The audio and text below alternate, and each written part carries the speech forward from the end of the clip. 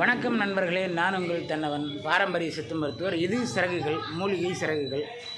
வழக்கம் போல் தான் நம்ம தினம் ஒரு மூலிகைகளை பார்த்துட்ருக்கோம். அந்த வகையில் இன்றைக்கும் ஏராளமான மூலிகைகள் சொல்லலாம், காய்கறிகள் சொல்லலாம், மரக்கறி சொல்லலாம். அந்த வகையில் நாம் இன்றைக்கும் ஒரு அற்புதமான ஒரு முக்கியமான விஷயத்தை பற்றி தான் நம்ம உங்கள்கிட்ட பேச போகிறோம். எனக்கு பின்னாடி ஏராளமான காய்கறிகள் இருக்குது பாருங்கள். இந்த காய்கறிகளை பற்றி தான் நான் இன்றைக்கி உங்களுக்கு சொல்ல போகிறேன். நிச்சயமாக இதில் ஏகப்பட்ட விஷயங்கள் இருக்குது. கண்டிப்பாக நீங்கள் தெரிஞ்சுக்க வேண்டிய நிறைய விஷயங்கள் இருக்குது. வாங்க அந்த காய்கறிகளை பற்றி நம்ம பார்ப்போம். அதை பற்றி நம்ம முழு விவரமாக நம்ம பேசுவோம். நண்பர்களே வணக்கம். வாங்க நாம் இந்த காய்கறிகளை பார்க்கலாம். பச்சை மிளகாய் இருக்குது பாருங்கள். கண்டிப்பாக பச்சை மிளகாய் தேவையான அளவுக்கு நம்ம எடுத்துக்கணுங்க. அப்படி எடுத்துக்கிட்டால் தான் நம்ம சாப்பிட்ற சாப்பாட்டுடைய செரிமானம் ரொம்ப அழகாக இருக்கும். கறிவேப்பிலை ரொம்ப முடிக்கு ரொம்ப அற்புதமான ஒரு சக்தியை கொடுக்கக்கூடியது. புதினா, கறிவேப்பிலை. இந்த புதினா பார்த்திங்கன்னா டைஜஷன் ப்ராப்ளம், அதாவது செரிமான கோளாறுகள் எதுவாக இருந்தாலுமே கூட ரொம்ப அழகாக செரிமானத்தை உண்டு பண்ணக்கூடியது. இந்த கொத்தமல்லி பார்த்திங்கன்னா இதயத்துக்கு ரொம்ப நல்லதுங்க. இப்போ நிறைய பேர் பார்த்திங்கன்னா இதய நோயாளிகள் எல்லாருமே இந்த கஷாயத்தை அதிகமாக குடிக்கிறாங்க. நீரிழிவு நோயாளிகளுக்கு உகந்த ஒரு பொருளுங்க முள்ளங்கி. அதாவது நீரிழிவு நோய் மட்டுமல்ல, சிறுநீர் பாதையில் இருக்கக்கூடிய கற்களை கூட கரைச்சி வெளியே கொண்டு வரக்கூடிய அற்புத ஆற்றல் கொண்டது தான் முள்ளங்கி. புடலங்காயை பற்றி சொல்லணும்னா ரொம்ப அழகாக சொல்லலாம். ஸ்கின் டிசீஸ் இந்த மாதிரியான நோய்களை ரொம்ப கண்ட்ரோல் பண்ணக்கூடிய ஒரு அற்புதமான ஒரு காய்கறிங்க. அதே போல் சுரக்காய். இது பார்த்திங்கன்னா நீர்ச்சத்து, உடம்பில் இருக்கக்கூடிய நீர்ச்சத்தை உபரி செய்யக்கூடிய ஒரு ஆற்றல் மிக்க ஒரு அற்புதமான ஒரு காய்கறிங்க இது. இதை சாப்பிட்டோம் அப்படின்னு சொன்னால் நிச்சயமாக நம்மளுடைய உடலில் இருக்கக்கூடிய வறண்ட சருமம் நீர்ச்சத்தாக மாறும். கத்தரிக்காய். இது பார்த்திங்கன்னா ஆண்மை சம்பந்தமான அத்தனை விஷயங்களுக்கும் ரொம்ப அற்புதமான ஒரு காயாக இருக்கிறது. இது பார்த்திங்கன்னா வெரைட்டியாக வெளிநாடுகள்லையும் மற்ற நாடுகள்லையும் ரொம்ப அதிகமாக கிடைக்குது. வெண்டைக்காய் பற்றி நமக்கு சொல்லவே தேவையில்லை. தாவர கொழுப்புள்ள தாவர கொழுப்பு அதிகமாக உள்ள ஒரு காய்கறின்னு சொன்னால் அது வெண்டைக்காய் தான். ஞாபக சக்தியை அதிகமாக தூண்டக்கூடியது. நம்ம ஏற்கனவே ஒரு அவரைக்காய் பார்த்தோம் பார்த்திங்களா, இதுவும் ஒரு வகையான அவரைக்காய் தான். இந்த அவரைக்காய் பார்த்திங்கன்னா நார் சத்து மிக்கது, செரிமானத்தை அதிகப்படுத்தக்கூடியது, ஃபைபர் அதிகமாக இருக்கக்கூடிய ஒரு சத்தான ஒரு காய்ங்க இது நம்ம அதிகமாக வாரத்தில் 2 நாள் 3 நாள் அப்படி எடுத்துக்கிறப்போ பார்த்திங்கன்னா நிச்சயமாக நல்ல ஒரு செரிமானத்தை கொடுக்கக்கூடியது. பீன்ஸு. இப்போது லேட்டஸ்ட்டாக மருத்துவர்கள் எல்லாருமே பார்த்திங்கன்னா சிறுநீர் பையில் இருக்கக்கூடிய கற்களை கரைப்பதற்காக வேண்டி இந்த பீன்ஸை தான் வேக வச்சு அந்த தண்ணியை குடிக்க சொல்கிறாங்க. நீரிழிவு நோய்க்கும் மிக்க உகந்தது. இதுவும் ஒரு வகையான அவரைக்காய் தாங்க. அவரைக்காயில் பல வகை இருக்குது. அதில் இது ஒரு வகை.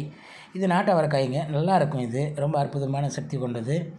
பொதுவாக நார்ச்சத்து உள்ள காய்கள் எல்லாமே பார்த்திங்கன்னா இதுவும் அவரைக்காய் தான். நம்ம ஏற்கனவே பார்த்தோம், அதுவும் அவரைக்காய் தான்.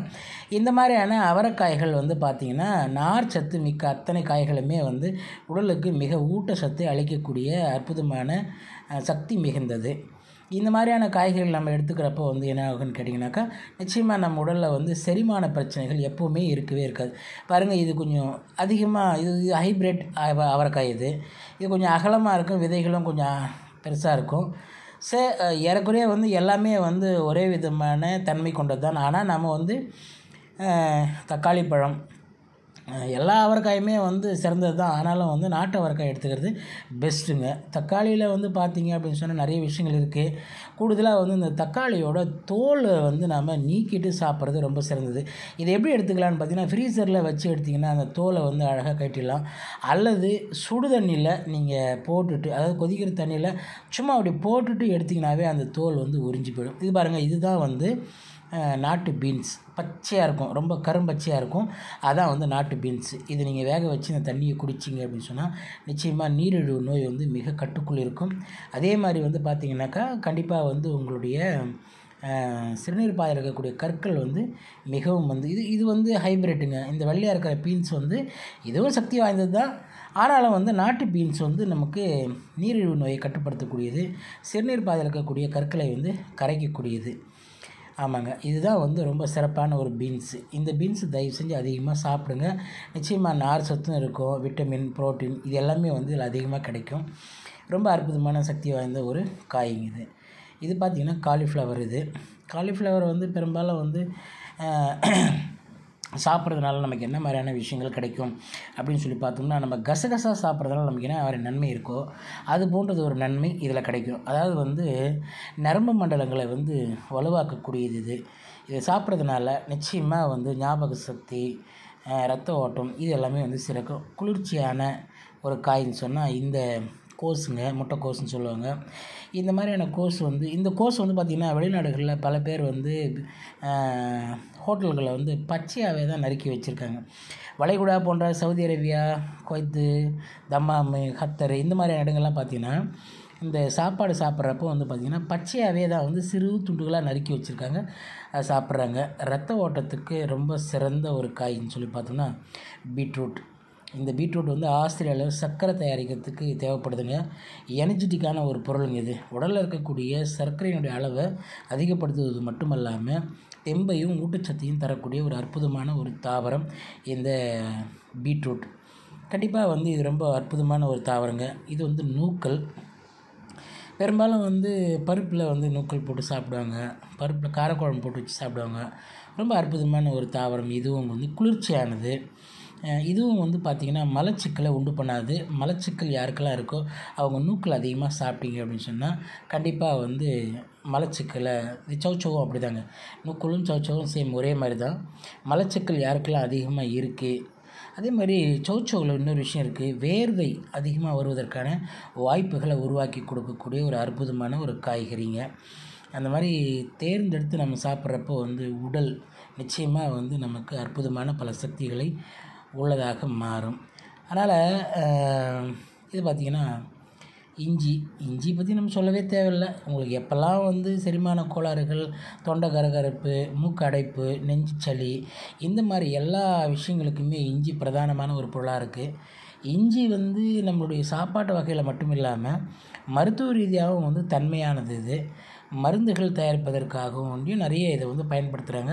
இதை காய வச்சு பதப்படுத்தி சுக்காக மாற்றி சுக்கு பொடி, சுக்கு இந்த மாதிரியான விஷயங்களுக்கும் பயன்படுத்துகிறாங்க. சுக்கு திரிபலா பொருட்களில் வந்து சுக்கு, மிளகு, திப்பிலி இந்த மூணும் வந்து அற்புதமான ஆற்றல் கொண்டது. அதில் சுக்கு வந்து தலையாயது.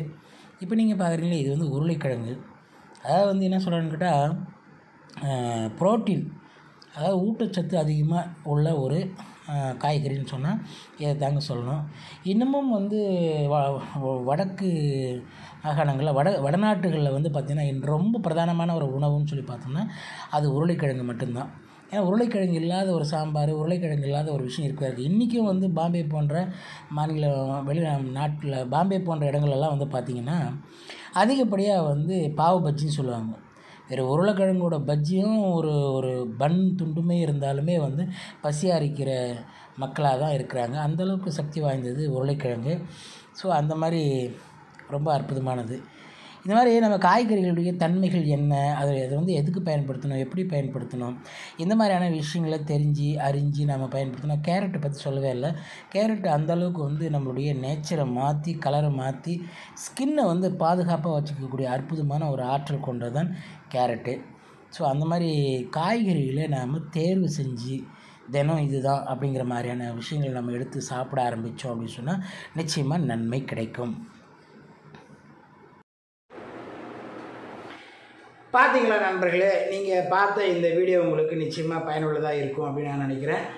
அதாவது வந்து காய்கறிகள் இருக்கக்கூடிய சத்துக்கள் வந்து ஏராளமானதுன்னு சொல்லுவாங்க. நம்ம வந்து ஞாயிற்றுக்கிழமைனா எப்படி வந்து இறைச்சி கடைகளை தேடி போகிறோமோ அதை விட பல மடங்கு அதிகப்படியான சத்துக்களை உள்ளடக்கியது காய்கறிகள்.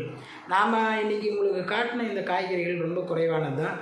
இதை தாண்டி இன்னும் ஏராளமான காய்கறிகள் இருக்குது. ஆனால் பொதுப்படியாக சந்தையில் வந்து பார்த்தீங்க அப்படின்னு சொன்னால் இந்த மாதிரியான காய்கறிகள் தான் அதிகப்படியான நபர்கள் தேர்வு செய்கிறாங்க.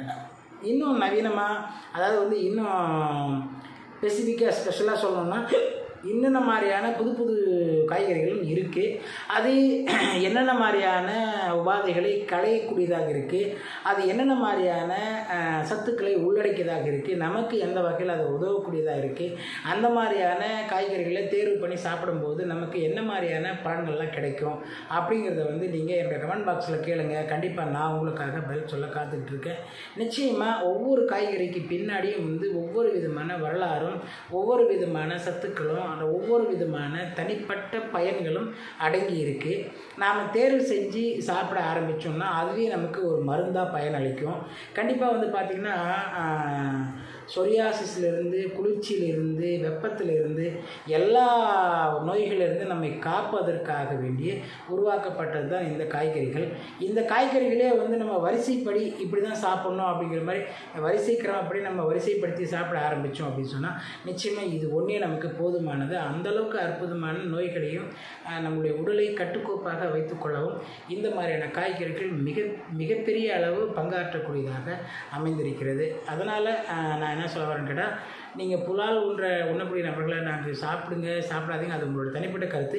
ஆனால் கண்டிப்பாக வந்து காய்கறிகள் நிச்சயமாக நமக்கு மிகப்பெரிய அளவில் பன்மடங்கு சக்தியையும் உடல் ஆரோக்கியத்தையும் வழங்கக்கூடியதாக இருக்குது. இதில் தீமைகள் அப்படின்னு சொல்லி பார்த்தோம்னா எதுவுமே கிடையாது. அந்தளவுக்கு வந்து அற்புதமான பலன்களை உள்ளடக்கி இந்த காய்கறிகளை சாப்பிட்டு நீங்கள் எப்போவுமே ஆரோக்கியமாக இருக்கணும். அதே சமயத்தில் என்னென்ன நோய்க்கு என்னென்ன மாதிரியான காய்கறிகள் சாப்பிட்டா நமக்கு வந்து ஆரோக்கியமாக இருக்கும் அப்படிங்கிற உங்களுடைய சந்தேகங்களும் என்னோட கமெண்ட் பாக்ஸில் கேளுங்க. நிச்சயமாக நான் உங்களுக்கு பதில் சொல்கிறேன். இன்னும் இது போன்ற ஏராளமான காய்கறிகள் நம்ம சுற்றி எவ்வளோ இருக்குது. இன்னும் கீரை வகைகள், பழங்கள், இந்த மாதிரி விஷயங்கள்லாம் இருக்குது. இதையெல்லாம் வந்து எப்படி சாப்பிட்ணும், எவ்வளோ சாப்பிட்ணும், எப்படி சாப்பிட்ணும், எப்பெல்லாம் சாப்பிட்லாம் அப்படிங்கிற மாதிரியான ஒரு வரைமுறை இருக்குது. அந்த வரைமுறையோடவே நம்ம சாப்பிட ஆரம்பித்தாவே போதும், நிச்சயமாக நம்ம சுற்றி இருக்கிற எல்லா நோய்களும் பறந்து போயிடும் அப்படின்ற செய்தியோடு இந்த வீடியோவை நான் முடிச்சுக்கிறேன். இந்த வீடியோ உங்களுக்கு பிடிச்சிருந்தா கமெண்ட் பண்ணுங்கள், ஷேர் பண்ணுங்கள், கண்டிப்பாக வந்து லைக் பண்ணுங்கள்.